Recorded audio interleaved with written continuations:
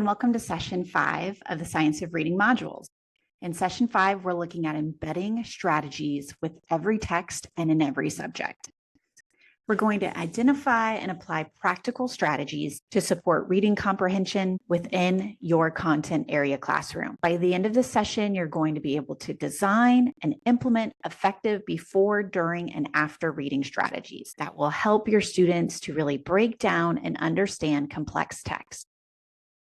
We're also going to talk about adolescent brain development and how that impacts their ability for metacognition, thinking about thinking when it comes to reading comprehension, because we want them to become self-aware and active readers. Last time we talked about approximately 70% of students are not reading on grade level. So translating that to your classroom, approximately 70% of your students will not be able to independently access the grade level text you put in front of them. And we put those students into 3 categories: non-decoders, disfluent readers, and non-comprehenders. And we discussed different ways to support each type of student. We also discussed that every text in every classroom should have a before, a during, and an after reading strategy.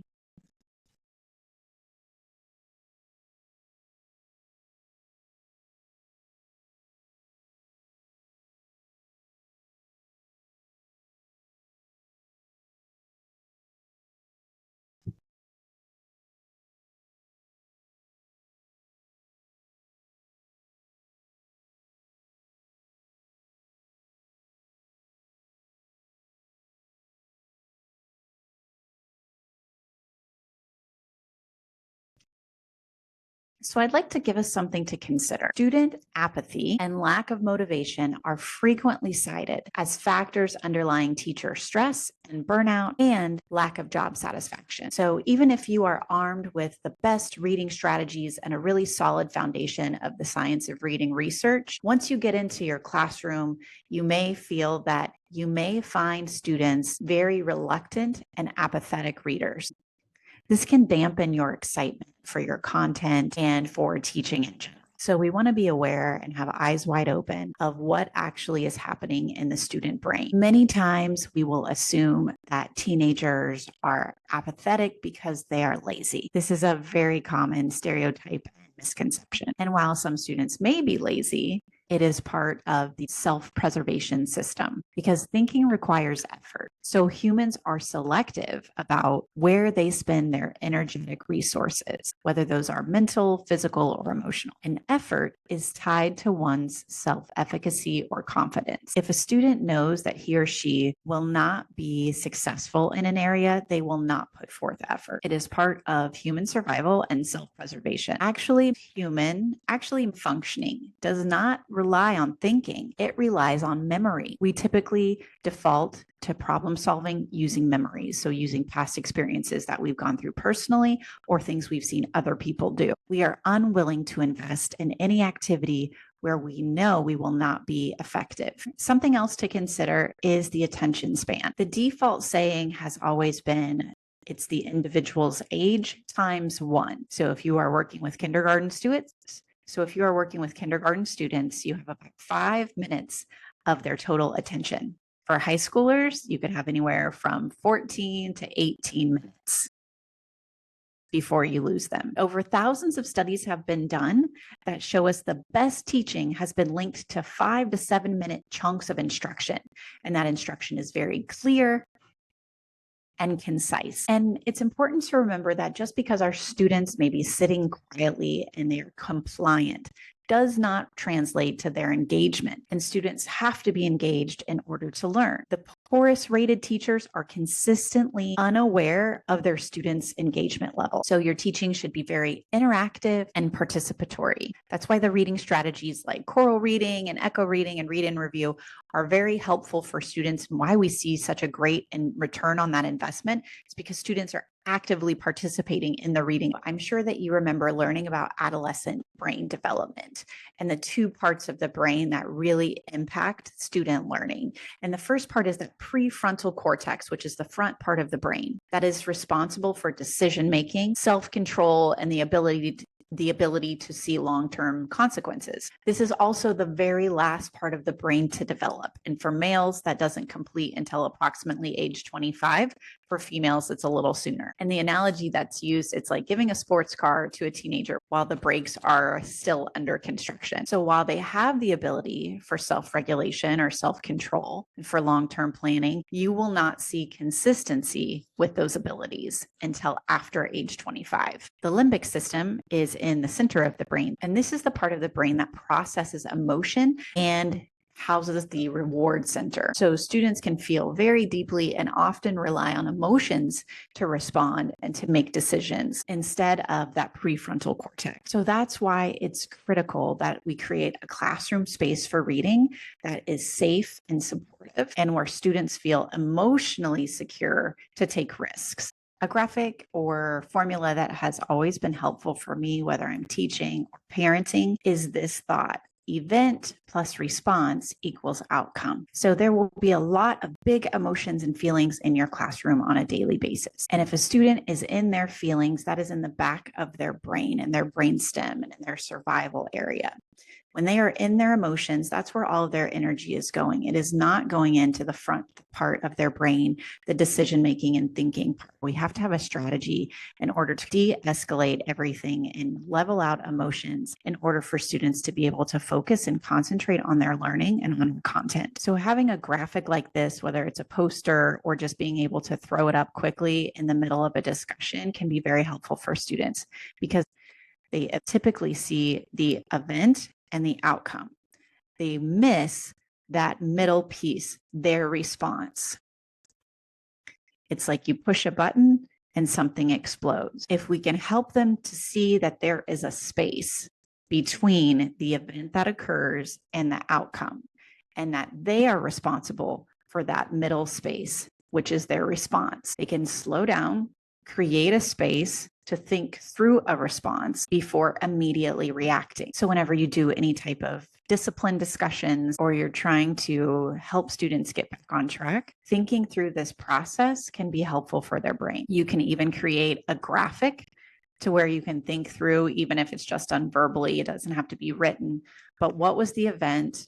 Think through what was their response? What should their response have been? And then what would be the outcome for each of those paths. So while this is not directly tied to the science of reading, the adolescent brain is very emotional and distracted. We have to deal with those emotions and distractions first. So you need a strategy to go about how to help and support them through that. Because on a daily basis, students are doing their best. They are working with the skills that they have, just like we are. Unfortunately, many of them lack skills, lack coping skills, lack the ability to work with other people, lack the ability to self-regulate. And so not only are we educating them in our content, we're also trying to help them regulate all of their emotions and behaviors. But John Hattie is an Australian researcher, and he's created a meta-analysis, which is a study of studies. So these studies involve millions of students, and they identify any of the components in education that really impact student learning. So it takes over 50,000 studies that have been done over the last several decades, and it quantifies those and gives you the final outcome. So if there are 2,000 studies on homework, it compiles those studies to look at the overall effectiveness of homework, the effect size. This meta-analysis continues to grow and snowball. As more studies are done, they are added into the mix, and that final outcome keeps changing and adapting. As of 2023, over 300 million students were involved in these studies, and over 130,000 individual studies have been included. Effect size really is like a Richter scale. It's like the scale of impact. How impactful or effective is this specific strategy or component? So you'll see the effect size in a decimal format, but here's the translation to that. The 0.4 is the hinge point of impact, and that creates about a year's growth. So these are considered more effective than what a student would typically learn in 1 year of school education. If you see something in the 0.8 range, that's around 2 years of growth.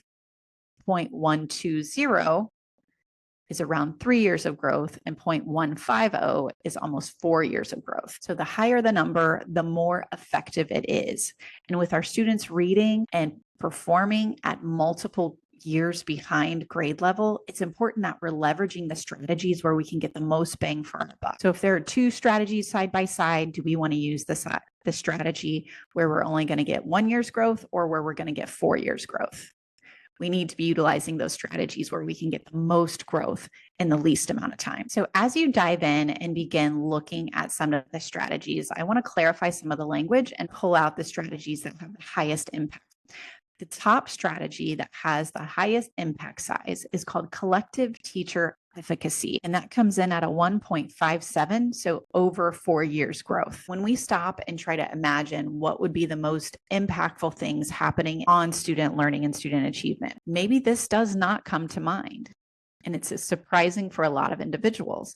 Collective teacher efficacy refers to this shared belief among educators that they impact student learning. So we collectively, as a department, as a team, as a staff, we have the belief that we can significantly impact and improve student learning. And we show up every day believing that. And why is that important? Because that has a ripple effect and impacts everything that we do in the classroom. It changes the type of expectations we hold for our students, the type of work we present to them. We don't water things down. We bring them things that may be difficult and challenge them. This even overrides the student's socioeconomic status or their demographics. It is the number one impact on student achievement is the teacher's belief in the student's ability. In schools that have a high collective teacher efficacy, you're going to find collaboration, high expectations for all students, this collective support and responsibility among the staff, and also cycles of continual reflection and improvement. So collective teacher efficacy is all about teacher attitudes, and it's the thing that most changes student learning. The second highest factor on the list is self-reported grades. And this language can be a little misleading or confusing because it's not really about the formal grades students receive. It's more about the goal setting and expectations and planning before that grade comes around. So students really assess and gauge where they are, where their own ability is currently with a skill. So that involves self-reflection and having a good idea of where their ability lies. Many times students are very inaccurate on where their skill level is. This is about being able to accurately gauge and reflect their ability, and then from there, set goals to move forward. And if students can do this, this will create almost 3 years of growth within 1 year. It helps students become aware of their progress and of the learning process, and it really promotes student ownership of learning. Going back to apathy, one of the things that teachers struggle with often during their conversations, they will say, students just don't care. I cannot get them to care. Part of that is the students have to buy in and take ownership of their responsibility of their learning. And that's really reflective in this self-reported grades. Students know what they can do. They set goals in order to move forward. There's clear communication between the student and the teacher around those goals and that progress. This one can be a little trickier to really translate to what that looks like in the classroom. So I've laid out an example. So say there's an upcoming quiz. A student will predict how well they think they'll do on that quiz. And maybe their prediction is, I think I'll get an 8 out of 10. Because I do this really well, but I'm still struggling with this a little bit. So they might capture that in a goal setting sheet or a journal. And then once they've taken the quiz, they compare their goal to the reality of what they received on the quiz. And then they reflect over that.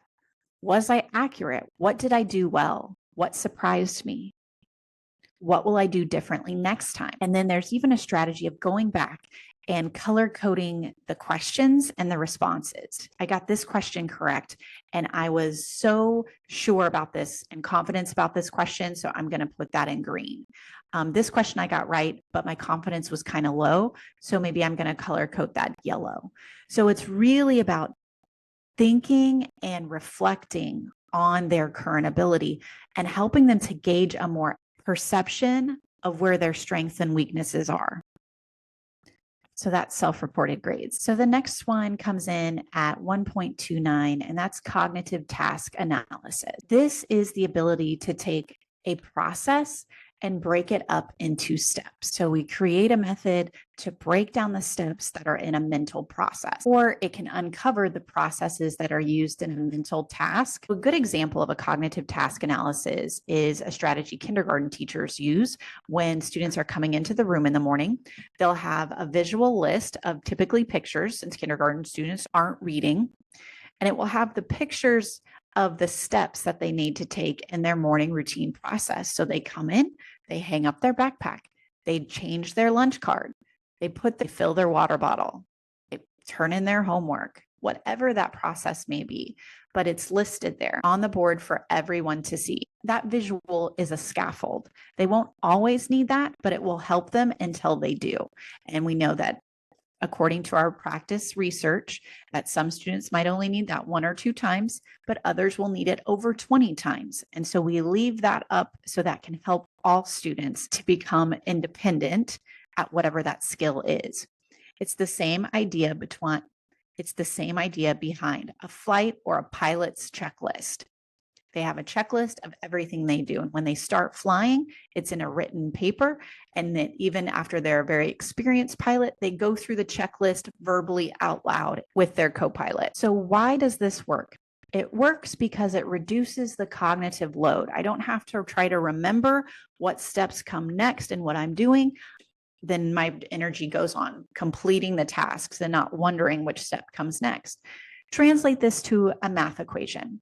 So instead of trying to remember what step comes next in a long division equation, I can look at my anchor chart and I can read the steps that are part of the process. Or maybe I'm writing a 5-paragraph essay. Can write out step 1, step 2, so that the format is already listed the process. So I don't have to try to remember the process and the content on my own. That is a very heavy cognitive lift. So whatever we can do to kind of ease that cognitive lift is helpful. And also it builds metacognition. So thinking about the steps until they become internalized. And utilizing this list, students can create confidence. Many students will say, oh, I'm just bad at math. When they're not bad at math, they might have a difficult time remembering all the steps in the process. So if we lift that load for them and write out all of the steps, then their math skills are fine. And again, this is a scaffold. So they won't always need this, but we are providing it for them until they do. So that's a cognitive task analysis, where we're analyzing all of the mental steps in a task by writing them out or providing them as directions for students. So I wanted to highlight a few other strategies that are in visible learning that have a high impact size on comprehension. One of those being integrating prior knowledge. We spent a lot of time talking about background knowledge and the importance of building that as a before reading strategy. All of the strategies listed here are around 2 years of classroom growth. Class discussion can be part of your before, during, or after reading strategies.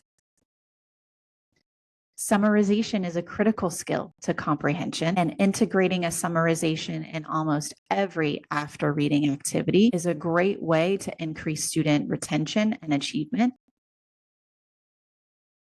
Choral and echo reading strategies utilize repeated readings, and students having that phonics instruction. So those students that are in that non-decoding category will not be able to move forward in their reading achievement unless they get phonics instruction. And then another component I wanted to point out was the student self-efficacy. So self-efficacy goes back to, I believe, I think I can do this.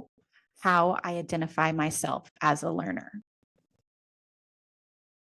That self-confidence that so many of our adolescents lack. As a high school teacher, we are, yes, absolutely responsible for building their content. But one of the quickest and most effective ways to do this is to also build up their self-confidence as a learner. And when we do strategies like before, during, and after reading strategies, we are helping them to succeed. There's something called the confidence cycle. We build confidence by trying things and succeeding and getting a little bit more confidence. Then we'll try more things and then we'll succeed. And so we have to be able to have this safe environment where we feel able to take a risk, And once I am successful, I have a little bit more confidence, and then I'll take another greater risk. And that's one way to develop that self-efficacy. So, how do we create our classroom culture that develops self-efficacy in high school students? Because those are the potential barriers that will disrupt student learning. And on the flip side, it's also the potential launch pad to really change the trajectory of how our students feel about themselves and how they achieve in their education. So, what do I do with this information?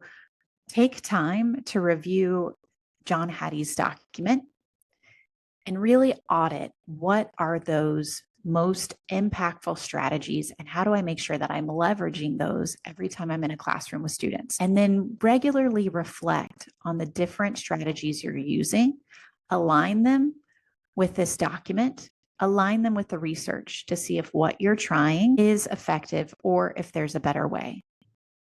Education does not have to be guesswork anymore. We have all of the science that shows us how students learn and how that learning sticks. And also, we want to utilize this research to build a safe reading environment and a collaborative culture. One other point that I think is worth mentioning is how to guide our students to study when we live in a digital world. We have learned without a shadow of a doubt that students understand more deeply and retain information longer if they take notes by hand. So what happens is typically if you're typing, you tend to type verbatim, especially if you're a fast typer, you're typing verbatim. And so you're really just processing that input and then output on the keys versus if you're handwriting, you're synthesizing the words and then copying down shorthand notes. And so there's a thinking step involved that is bypassed when you type the notes.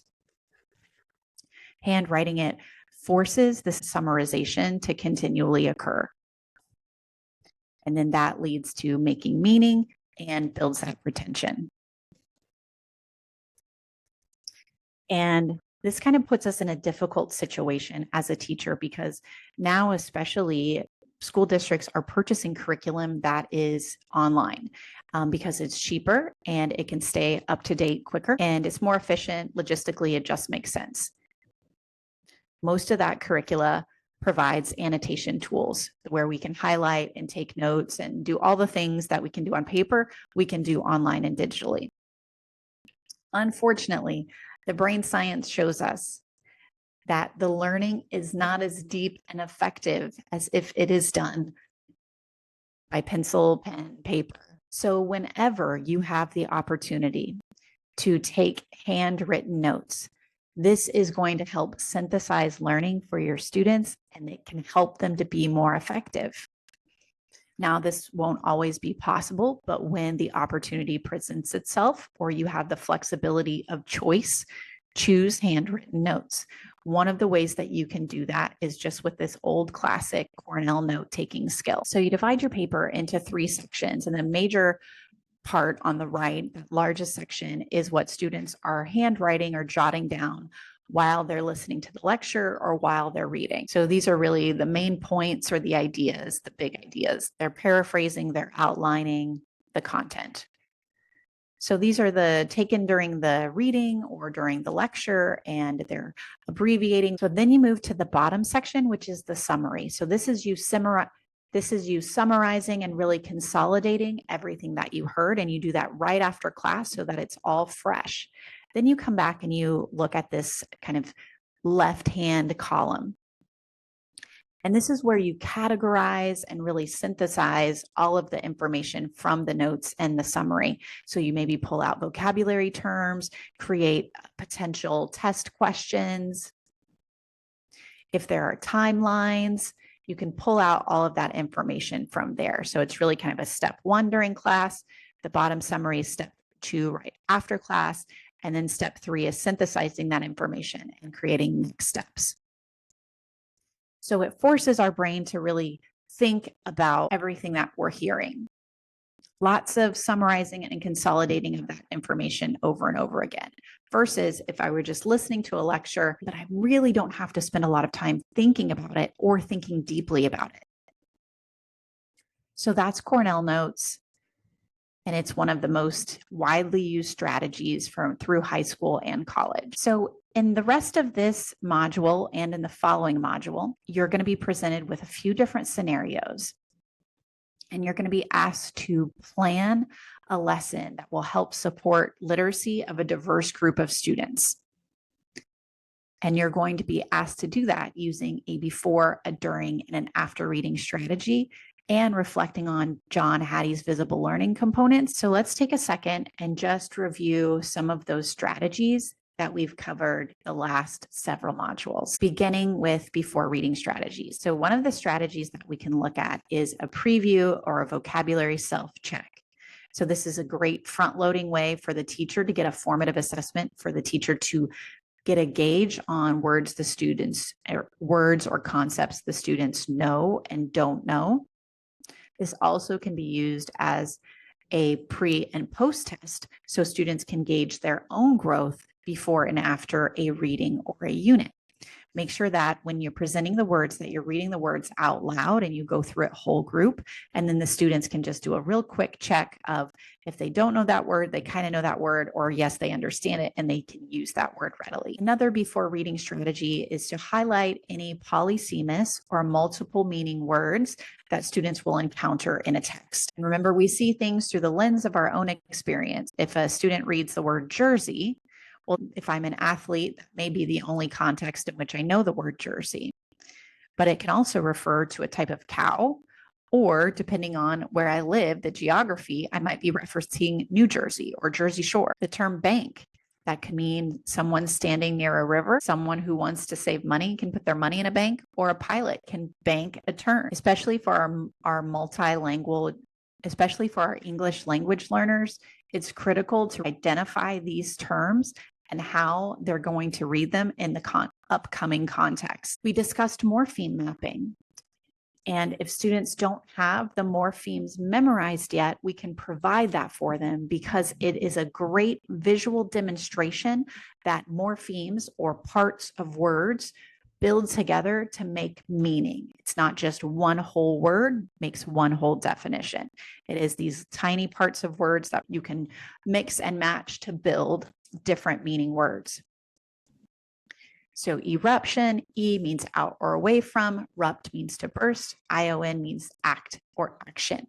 So it's the act of bursting out, and then we can capture that definition. So great way to preview vocabulary. We can also include our phonemic awareness that supports our non-decoding students or our multilanguage learning students by pronouncing the word and then syllabicating the word, erosion, and then even pulling out the phonemes of the word or the sounds of the word, n. So all of those sounds, because we spell what we hear. And then if the word hits any of the spelling rules that we talked about in our middle school methods session 2, then we could include that also. The spelling SITICI all make the sh sound. So we could discuss that too in our vocabulary previewing. I also shared with you 3 of the most common research-based vocabulary protocols or routines. Your school may have one. Most likely they will not. So this will be up to you and your discretion and selection. So choose one that you are comfortable with and then stick with that one and use it all the time. That way students are comfortable with the format and they don't have to try to figure out what the format is and the content. They'll get used to it and it will become a default for them. One of the ongoing ways to teach vocabulary is to really customize it and build it around the 6-column vocabulary organizer. You can use it as a graphic organizer or set up a digital online notebook or even just a cheap compositional notebook. And students are continually adding their definitions and then all of those different things of the word that's going to help it stick to their brain. So synonyms, antonyms, characteristics, examples, non-examples, pictures. The KHWL chart. So it's an adaptation from the KWL chart before we begin a new concept, before we begin a new topic of study or reading a new text. We're going to gauge what students already know. So we're activating that background knowledge and I'm getting a feel for what I need to pre-teach. but what do students know about it? And then highlighting how do they know that? So the credibility of their information. And then what do they want to know about it? And then following up in an after reading strategy of what I learned. With this strategy, they cannot start at ground zero. If I don't even know anything about it, I have no questions to ask, or I have no curiosity around it. So this may have to come after an introductory text or video or explanation. An anticipation guide is just a very quick true or false quiz that students take ahead of time. And then we visit this again after the reading. It helps them engage during the text while they read because they're reading with a purpose, and it's really front loading some of the discussions that they're going to have or the content that they're going to see. We discussed essential questions. An essential question has to be that open-ended, overarching question of the unit or text. And this is something that we keep coming back to. And a true essential question has no right or wrong answer. It just has to be justified. I have to provide the rationale of why I feel that way. It should spark curiosity and discussion and debate. And your answer can change over time or as you gather new information. So every unit, every text should start with an essential question. And if it can have a right or wrong answer, then it's not an essential question. We also talked about students needing reading practice. And our goal was that 20 minutes a day. And how do we help them practice their automaticity, their prosody, which equals fluency. So automaticity, automatically recognizing a word when you see it. Prosody, your voice sounds natural, like speaking when you read. And we want to avoid those high stress, negatively impactful reading strategies like popcorn reading, where we just call on kids cold when they're not ready, and round robin reading, where we just go around the rows or the circle and have everyone read out loud. And so some of the strategies of how we can support that are with choral reading, where we're all reading out loud together simultaneously. The teacher's modeling and previewing anything that might trip them up. And then they're reading chorally, and they can read chorally with a whole group or chorally with a partner. And we had the echo reading strategy where I read and then my partner reads and echoes me. So we are hitting those repeated readings, and then we're finding 2 or 3 main words that sum up that paragraph. And then there was the read and review. So again, partner reading, I'm reading and I ask my partner a question, my partner answers, and then we switch back and forth. And then we also looked at breaking down text. So when there's a really dense text, we go through the process of changing the punctuation from semicolons and colons and commas, and everything becomes a period. Circle any unfamiliar words and then replace those with synonyms. And then we reread it with chunked kind of phrasing and the words that we understand. And it's a completely different experience.